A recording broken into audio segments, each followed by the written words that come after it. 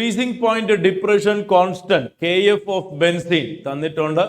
The freezing point depression for the solution of molality 0.078 molal containing non-electrolyte solute in benzene is. We want to know the freezing point depression. That is what asked. Very simple, direct question. Delta TF is equal to I into Kf into M. Since it is a non-electrolyte, you can take I equal to 1 and substitute I, Kf and molality. You get your answer 0.399. That is close to 0.4.